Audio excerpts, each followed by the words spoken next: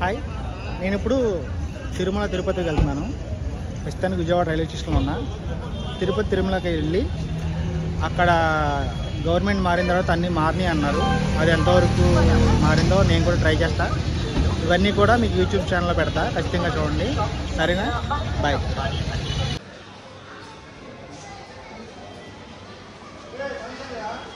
యాక్చువల్గా తిరుమలలో కాదు, తిరుపతిలో కూడా బయట మారిందంట.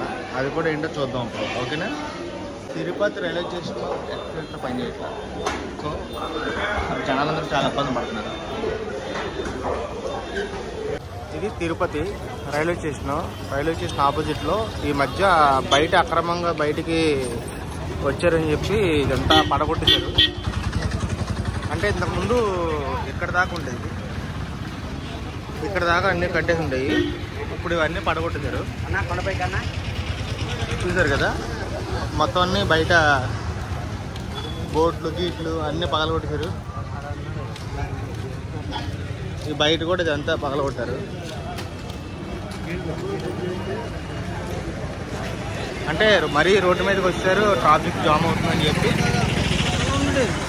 మున్సిపాలిటీ వాళ్ళు వచ్చి ఇది మొత్తం ఇది కూడా కిందకి వచ్చి అంతా పాల్గొంటారు. చూసారు కదా, జేసీబీ వచ్చి మొత్తం క్లియర్ చేసింది. ఇది ఇంతకుముందు ఇక్కడ ఉండేవి ఇవన్నీ కూడా. ఈ బోట్ అయితే మొత్తం తీస్తారు, మొత్తాన్ని లేపించారు. ఇక్కడ చూస్తున్నారు కదా, ఇంకా పగల కొట్టేసిన వాళ్ళు. కానీ ఇంతకుముందు మీద కొద్దిగా ఫ్రీ అయితే చేశారు. ఏం మారిందంటే తిరుపతిలో ఇది ఒకటి మారిందని చెప్పుకోవచ్చు. ఇక్కడ ఈ టీ బళ్ళు ఇవన్నీ కూడా ఇంతకుముందు ఇక్కడ ఉండే ఈ ప్లేస్లో ఉండేవి. ఇప్పుడు ఇవన్నీ కూడా వెనక్కి వెళ్ళిపోయినాయి. అలాగే ఫుడ్ ఇన్స్పెక్టర్లో ఇది కాఫీ 20 రూపాయలు తీసుకున్నారు. అయితే దీంట్లో కాఫీలా లేదు, అసలు పాలులాగే లేవు, అవన్నీ నీళ్ళుగా ఉన్నాయి. అసలు పౌడర్ పాలేమో అడిగాను, అది కూడా కాదన్నాడు. అసలు దీంట్లో కెమికల్స్ కలుపుతున్నారా, ఏం కలుపుతున్నారు అనేది ఒకసారి ఫుడ్ ఇన్స్పెక్టర్లు వచ్చి చెక్ చేసి, ఎందుకంటే చాలామంది తాగుతారు ఇక్కడికి వచ్చి, చాలామంది లక్షల్లో వస్తారు భక్తులు రోజుకి. ప్రజల ఆరోగ్యాన్ని కూడా కాపాడాల్సింది ప్రభుత్వమే. కాబట్టి ఫుడ్ ఇన్స్పెక్టర్లు కూడా వచ్చి ఒకసారి ఇవన్నీ తనిఖీ చేసి ఫ్రెష్ ఆయిల్ వాడుతున్నారు లేదా, అలాగే మనకి టీ కాఫీలో అసలు ఏ పాలు వాడుతున్నారు, ఏం వాడుతున్నారు అన్నీ చెక్ చేయాల్సిందిగా కోరుచున్నారు. తిరుపతి నుంచి తిరుమల వెళ్ళటానికి బస్ టికెట్లు ఏమైనా మారినాయా చూద్దాం. ఏం మారలేదు. మామూలు బస్సు అయితే 90 రూపాయలు, ఏసీ బస్సు అయితే 110 రూపాయలు. టికెట్లు అయితే ఏం మార్చలేదు, రేట్లు అయ్యే రేట్లు ఉన్నాయి. తిరుమల వెళ్ళటానికి ఏసీ బస్సు ఇది.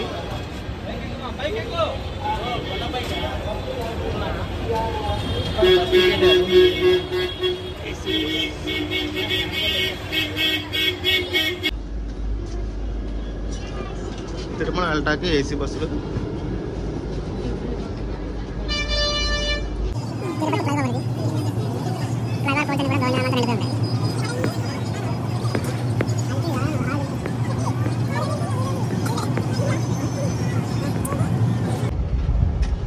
తిరుమల కొండ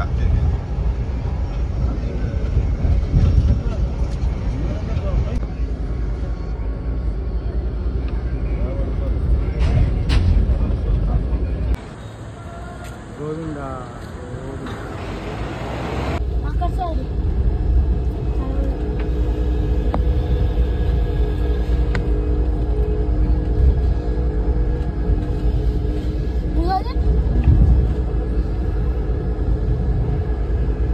మీకు బస్ దిగిన తర్వాత సిఆర్ఓఎస్ దగ్గర ఇక్కడ రూమ్లు ఇస్తారు. ఇదంతా టిఫిన్స్ ఉండే ఏరియా. అలా ఎదురుకెళ్తే లాకర్ రూమ్ ఉంటుంది. నేను సింగిల్గా వచ్చాను కాబట్టి లాకర్ రూమ్ తీసుకుంటాను.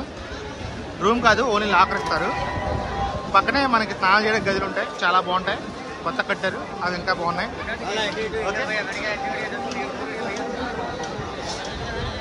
జనాలు అయితే వాళ్ళు చాలా ఎక్కువ మంది ఉన్నారు, శనివారం కాబట్టి. అది తెలిసి లాకర్ కూడా దొరకపోవచ్చు, ట్రై చేస్తాను. మొత్తానికి లాకర్ అయితే దొరకలేదు. నేనైతే ఫ్రెష్ అప్ అయిపోయాను. కొత్తగా కట్టిన బాత్రూమ్ చాలా బాగున్నాయి. నేనైతే ఫ్రెష్ అప్ అయిపోయాను. ఇప్పుడు దర్శనానికి వెళ్ళిపోతాను అనమాట.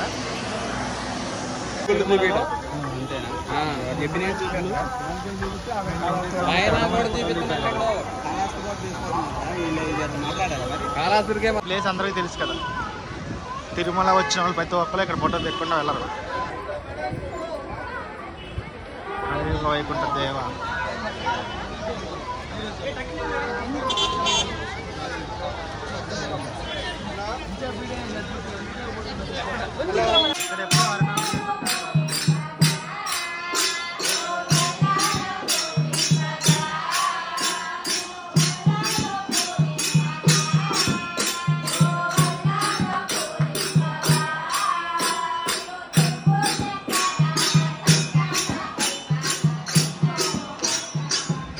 Entrance gate number 10 E10. ఇప్పుడు మనం స్వామివారి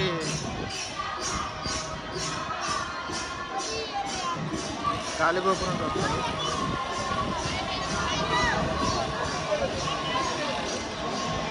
ఆయన బేడాంజనేయ స్వామి అదిగో వచ్చేసాడు వెంకటేశ్వర.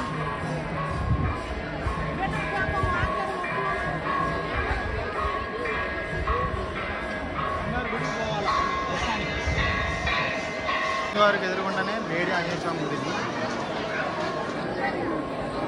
ఆయన బేడి ఆంజనేయ స్వామి.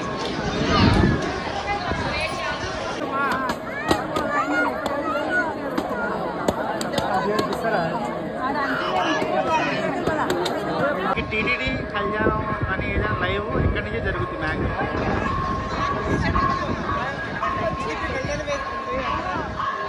శ్రీ వెంకటేశ్వర స్వామి గాలిగోపురం.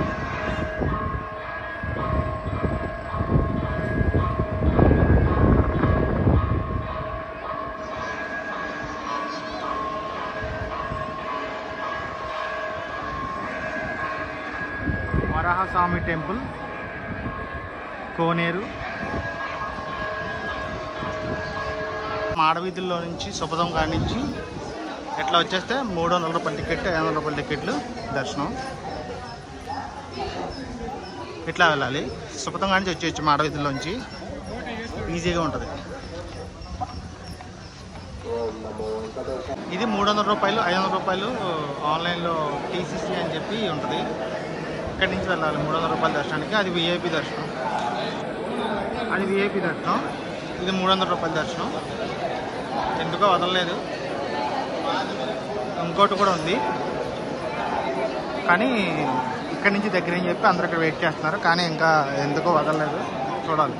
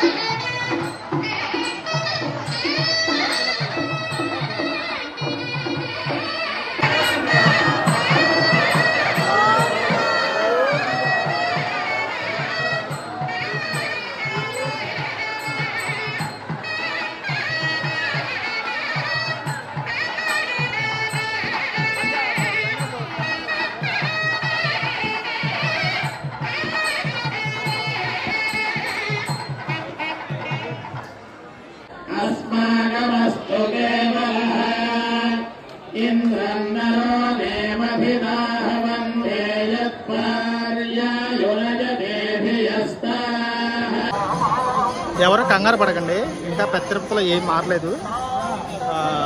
కానీ పాలు మట్టికి ఇస్తున్నారు. లడ్డు 50 రూపాయలే, 25 రూపాయలు కాదు. ఇంకా కొత్త యూవే ఎక్కలేదు, ఎక్కిన తర్వాత అన్నీ మారుతాయని చెప్పి అనుకుంటున్నారు. ఇంకపోతే 300 రూపాయల దర్శనం టికెట్కి నేను మార్నింగ్ 11ంటికి వెళ్ళా లైన్లోకి. ఫస్ట్ ఒక లైన్ చెప్పి నుంచోబెట్టారు, తర్వాత ఏమో ఆ లైన్ కాదు వేరే లైన్ చెప్పి మార్చేశారు. 11ంటికి నేను నుంచున్నవాడిని కరెక్ట్గా 4ంటికి బయటకు వచ్చాను. అంటే 12, 1 గంట, 6 గంటలు పట్టింది. నాకు ఎప్పుడు 3 గంటలోనే అయిపోయింది, కానీ మరి ఎందుకు పట్టింది తెలీదు. తీరా బయటకు వచ్చేసరికి లడ్డూలు మనిషికి 3 ఇస్తున్నారు. ఎందుకనంటే జనాభా బాగా పెరిగిపోయారని చెప్పారు. కానీ ఇక్కడ జనాభా చూస్తున్నారు కదా, పెద్ద ఏం లేదు, జనం చాలా తక్కువే ఉన్నారు చెప్పాలంటే. కానీ టీటీడీ లడ్డు అందివ్వలేకపోతుంది. ఇంకోటి ఏంటంటే టాయిలెట్స్ అక్కడ ఎక్కడా కూడా క్లీన్గా లేవు. మళ్ళీ నెక్స్ట్ మంత్ వస్తాను, మళ్ళీ పెడతాను వీడియో చూడండి. నెక్స్ట్ మంత్ మొత్తం పూర్తిగా అన్నదానం మొత్తం అంతా క్లియర్గా పెడతాను. ఎంత బాగా వచ్చింది ఏంటి అనేది చూడాలి. టోటల్గా అయితే ఇంకా మారాలి. అలాగే లైన్లో నుంచిన వాళ్ళు కూడా చాలామంది ఇబ్బంది పడుతున్నారు. హ్యాండిక్యాప్లు కూడా దర్శనానికి ఇబ్బంది పడతానే వెళ్తున్నారు. ఇవన్నీ కూడా గవర్నమెంట్ గుర్తించాలని కోరుతున్నా. ఓకే, ఓం నమో వెంకటేశాయ. మాతృశ్రీ వెంగమాంబ అన్న ప్రసాద కేంద్రం. ఇప్పుడు లోపల భోజనాలు ఏమైనా మారినాయో లేదో చూసి తిని చెప్తా, మీకు కూడా చూపిస్తా. లాస్ట్ టైం వచ్చినప్పుడు సాంబార్ అసలు టేస్ట్ లేదు, రైస్ యావరేజ్గా ఉంది కానీ సాంబార్ అసలు టేస్ట్ లేదు. ఇప్పుడు చూద్దాం ఎలా ఉందో. వెంగమాంబ అన్న సత్రం. వీళ్ళందరూ ముందు కింద నుంచి పైకి వచ్చారు. పైకి రాగానే ఏం లేదన్నారు, కింద అడిగితే పైన అన్నారు, పైన అడిగితే ఇప్పుడు పైన కాదన్నారు, కింద అంటున్నారు. భోజనం ఎలా ఉంది ప్రస్తుతానికి టీటీడీ వ్యవస్థ. పైన కాదు కిందకు వచ్చాం, మళ్ళీ ఇప్పుడు కింద కాదు పైన అంటున్నారు. ఏంటో మరి ఇలా ఆటలేంటి తెలియట్లా. అసలు ఇక్కడ మేనేజ్మెంట్ లేదు, ఫుడ్ దగ్గర ఏం లేదు. చూసారు కదా, ఎవరు ఏం పట్టించుకోవట్లా. ఇలా ఉంది ఇక్కడ.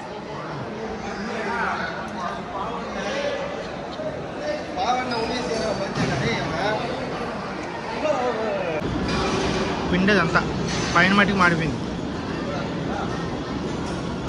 చూస్తున్నారు కదా.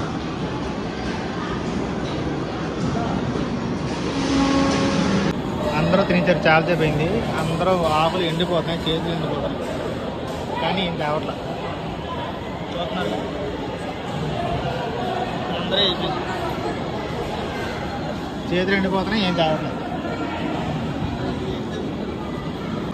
ఇప్పుడు ఫుడ్ తింటాం, సాంబార్ రైస్. నీకు ఎలా ఉంది చెప్తా. సాంబార్ ఇంతకుముందు అయితే బాగాలేదు, ఇప్పుడు ఎలా ఉంది చెప్తాను.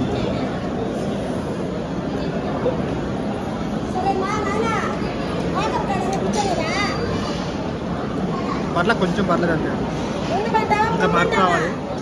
పాత టేస్ట్ అయితే రాలేదు, కొత్తగా చపాతీలు యాడ్ చేశారు అంతే.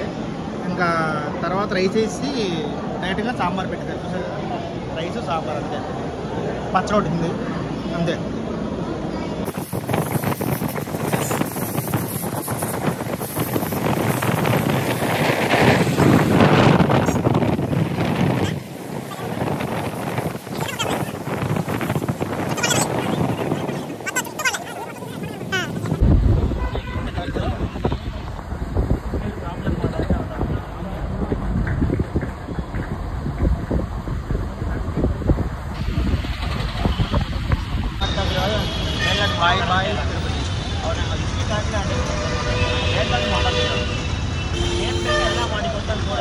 Bye. Thank you for watching.